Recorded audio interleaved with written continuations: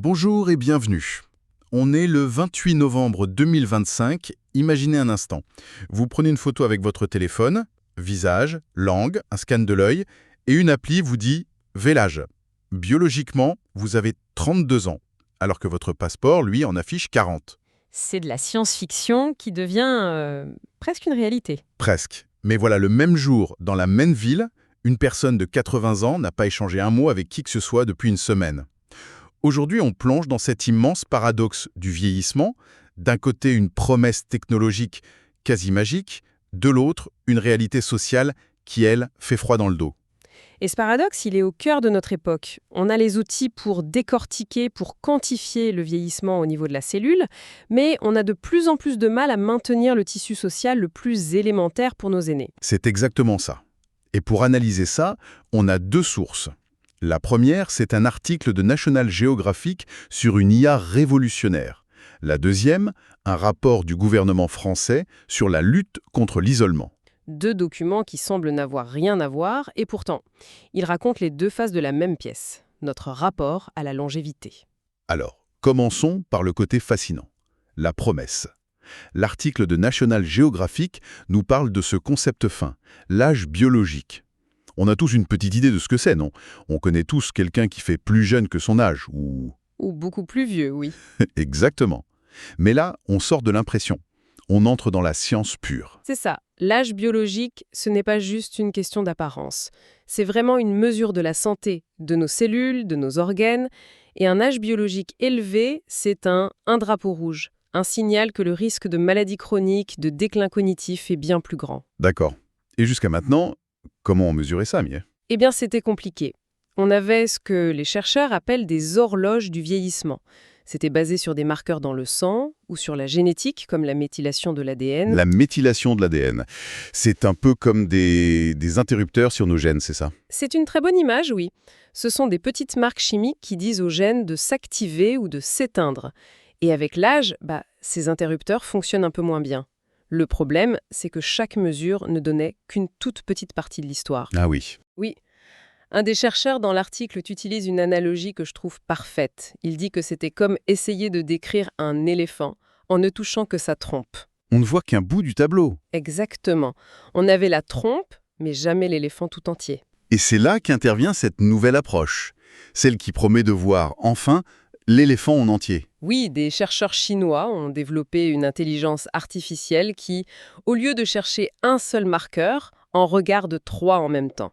Et c'est là que ça devient intéressant. Elle regarde le visage, la langue et la rétine. Le visage, la langue et la rétine. C'est ça. Et la technologie derrière est fascinante. C'est ce qu'on appelle un transformateur. C'est une architecture d'IA qui est similaire à celle de ChatGPT, par exemple. Mais au lieu de traiter du texte, elle analyse des images avec une profondeur incroyable. Elle cherche des motifs que l'œil humain ne pourrait jamais voir. Et ils ont testé ça sur beaucoup de monde, j'imagine. Ah oui, le modèle a été entraîné sur plus de 11 000 personnes en bonne santé. C'est colossal comme base de données. Alors, allons-y point par point. Le visage, ça semble assez logique. Les rides, la peau, l'IA est juste meilleure que nous pour voir ça. Bien meilleure. Elle ne voit pas juste une ride, elle y lit une histoire. L'impact du soleil, de la pollution, du stress. L'article précise même que l'algorithme se concentre de manière presque obsessionnelle sur la zone autour des yeux. C'est la zone la plus révélatrice, donc. Apparemment. Mais c'est la suite qui est encore plus surprenante. La langue. Honnêtement, ça m'a surpris. Ça fait un peu diagnostic de grand-mère, pas IA du futur. Qu'est-ce qu'elle peut bien nous dire, notre langue ? C'est une réaction normale, et pourtant, la langue, c'est une véritable fenêtre sur notre santé interne.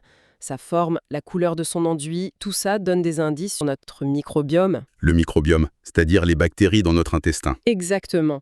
Et on sait aujourd'hui que ça joue un rôle majeur dans notre santé.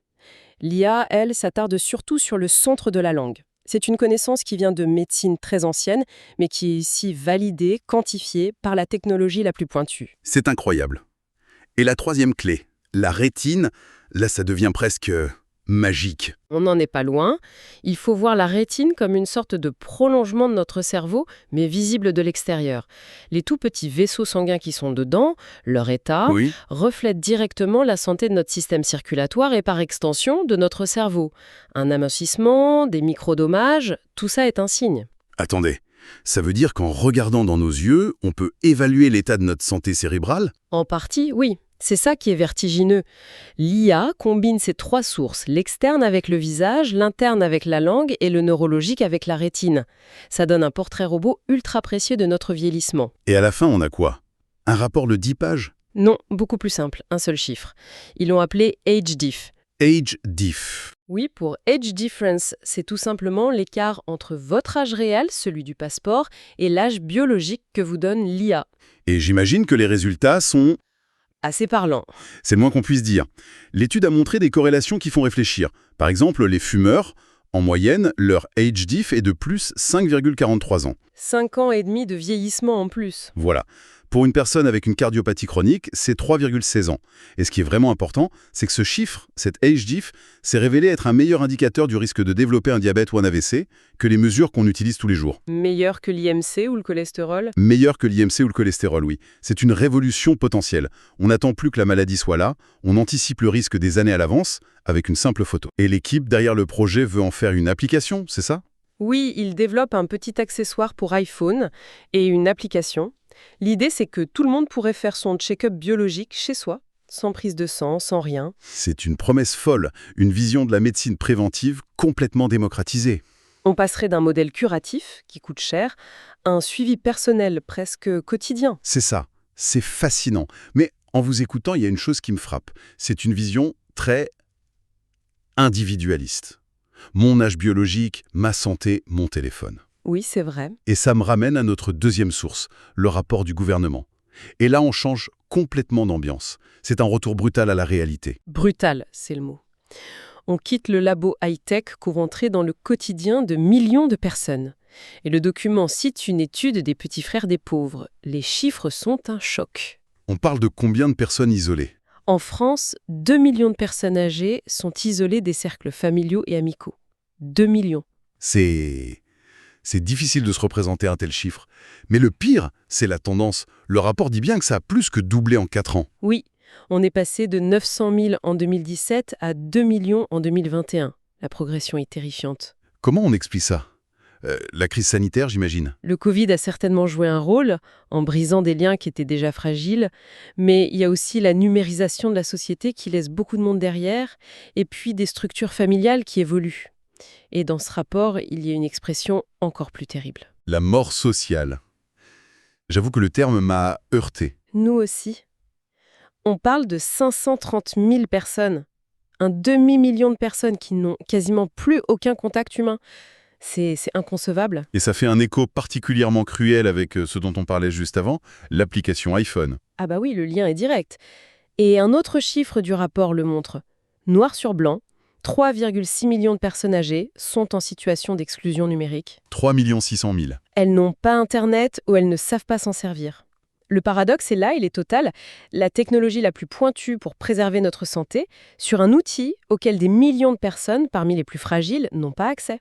On leur propose un TGV alors qu'ils n'ont même pas accès à la gare? C'est exactement ça. Et ça pose une question d'équité. Cet isolement, ce n'est pas juste une fatalité. C'est très lié à la précarité. Une autre étude, celle de la DREES, le dit clairement. Parmi les seniors qui touchent le minimum vieillesse, la moitié se sentent seuls. La moitié. Et 2/3 vivent seuls. Vieillir pauvre, aujourd'hui, ça veut souvent dire vieillir seul. Le tableau est vraiment sombre. Alors face à ça, qu'est-ce qu'on fait? Le rapport, il propose quoi? Il parle d'une prise de conscience de l'ensemble de la société?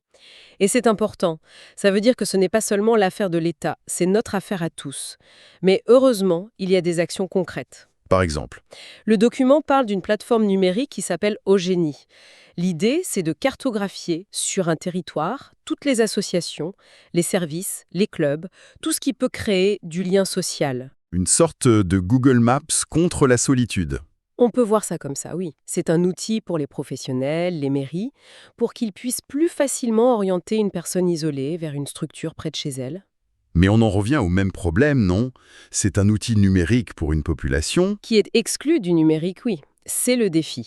Ces outils sont d'abord pensés pour les intermédiaires, la famille, les voisins, les soignants. Mais vous avez raison, ça ne règle pas tout. C'est pour ça qu'il y a aussi des mesures beaucoup plus directes. Plus humaine. Ah, L'une d'elles a un nom très simple et très beau, je trouve, les heures de lien social. les heures de lien social. Expliquez-nous. C'est pour les personnes qui reçoivent l'allocation personnalisée d'autonomie, l'APA, à domicile. En plus des aides pour le ménage ou les repas, elles peuvent maintenant avoir des heures qui sont dédiées uniquement à la compagnie. Donc ce n'est pas pour faire les courses ou la toilette. C'est pour parler. C'est pour discuter, pour faire une promenade, une sortie au marché. Des choses simples mais qui sont vitales. C'est la reconnaissance officielle que le lien social est un besoin aussi fondamental que de manger. C'est un changement de perspective important. C'est un changement majeur. On ne regarde plus seulement la dépendance physique, mais aussi la détresse affective. Et ça s'inscrit dans une stratégie plus large qui s'appelle Bien vieillir et qui essaye justement d'agir en amont. C'est une prévention sociale qui répond en quelque sorte à la prévention biologique de l'IA. On boucle la boucle. On arrive donc au terme de notre analyse et on est face à cette dualité. D'un côté, cette promesse d'une maîtrise quasi totale de notre santé individuelle, de l'autre, un défi collectif immense pour retisser des liens. C'est vraiment le grand paradoxe de notre époque. Gagner des années de vie en bonne santé, c'est formidable. Mais si c'est pour passer ces années seul devant sa fenêtre, à quoi bon en fait? La santé, c'est un tout. C'est un tout, absolument. Le bien-être physique ne veut rien dire sans le bien-être mental et social. Et la plus sophistiquée des IA ne remplacera jamais la chaleur d'une conversation ou le réconfort d'une présence. Et en mettant ces deux sources en miroir, ça nous laisse avec une pensée un peu vertigineuse. Le futur qu'on nous promet, c'est une application sur smartphone. Le problème du présent, c'est une fracture numérique qui isole 3,6 millions d'aînés.